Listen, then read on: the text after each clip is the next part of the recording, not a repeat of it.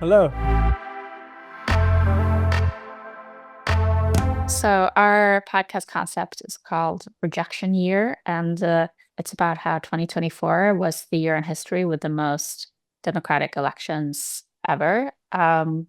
We decided to do like a mini series looking at some of these countries. But then, as our concept formed, we decided to kind of hone in on the way that it was also a year where a lot of incumbents were voted out of office, and there wasn't really a clear shift to the left or right, but it was just kind of an anti-establishment wave spreading globally. So we focused on a couple of countries, but our pilot episode is about Bangladesh, where the incumbent PM won the election, but it was heavily boycotted, and then she was like protested out of office just a few months later. That was one of the challenges, wasn't it? That actually Bangladesh, we wanted to do Bangladesh, but it was actually a country where it wasn't the election where she was ejected. It was as a result of protests later. So we had to kind of rework a little bit how we approached that. I think the common theme was that we wanted to do something politics related. I think that makes us actually the minority in our class. What we did with Rejection Year is that we looked at something that was happening in current affairs, but at the same time, we explored and we zoomed out, which is what you and I wanted to do. And we looked at, the wider ramifications, and we spoke to an expert, which helps you zoom out on a topic, but then it still stayed newsy and current affairsy because we had someone on the ground. The characters are the most important thing. So finding the right characters and the right voices to tell the story is so vitally important. So we all kind of split off and tried to look for these characters. Obviously, I mean, I know people were trawling Facebook pages of like Bangladeshi student societies. We went around the city and spoke to the students at the Bangladeshi society here. I found somebody through The Guardian actually as well. He still texts me.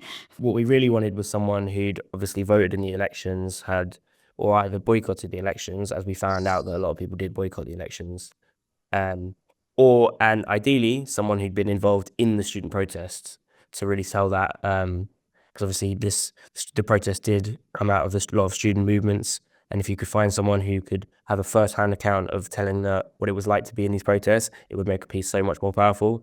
And we thought maybe someone in Bangladesh, although there were sound quality issues or whatever, we just thought that would be the best thing.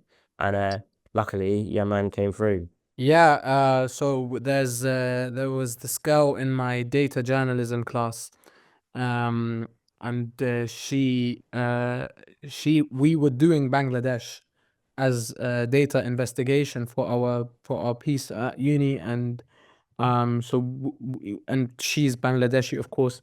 So we'd already been speaking to people in Bangladesh, and then it crossed my mind that she told me she'd only been in the UK for a year, which made me, I was quickly, you put two and two together.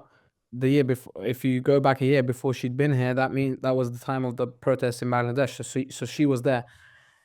But luckily, through her, I was introduced to somebody called Humayed, who eventually became the main character. And he's this lovely young man. I think he's 22. He's studying sociology at the University of Dhaka in Bangladesh.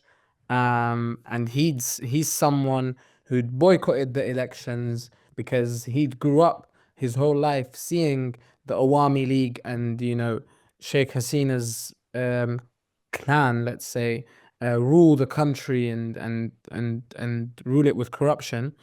And then he eventually decided to go out on the streets and protest when the protests broke out in the summer, I believe, of that year.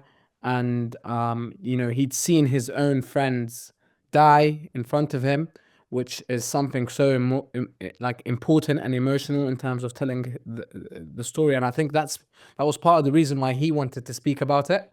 And it took us a while to get that over the finish line.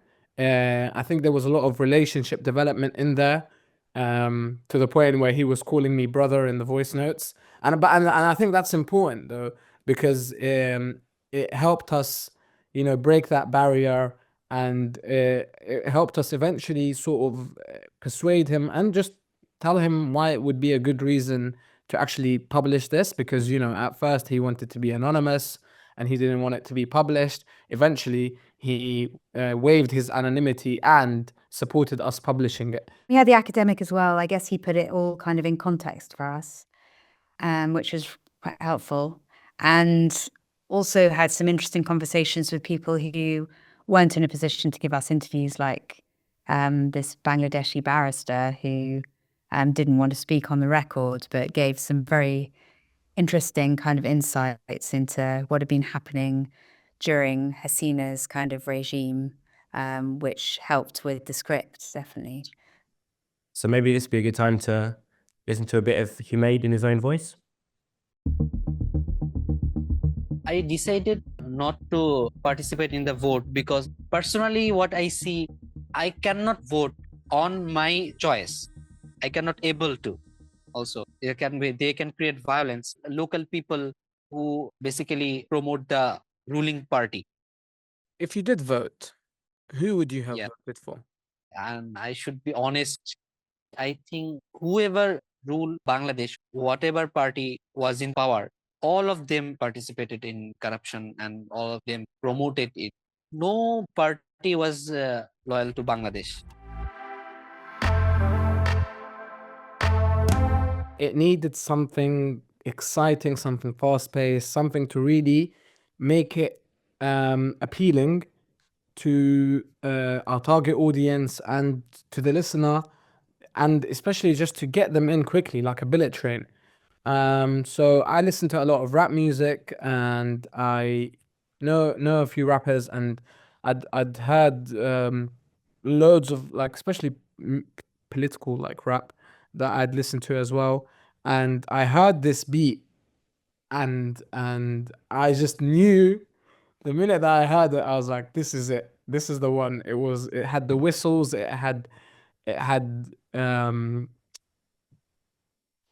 drums, it had all of the pace that we need. It was like 140 BPM, and like, which is UK grime, so it's like, it gives you it, like, literally like that bullet train that we're talking about. It's like a train literally coming at 140 miles per hour.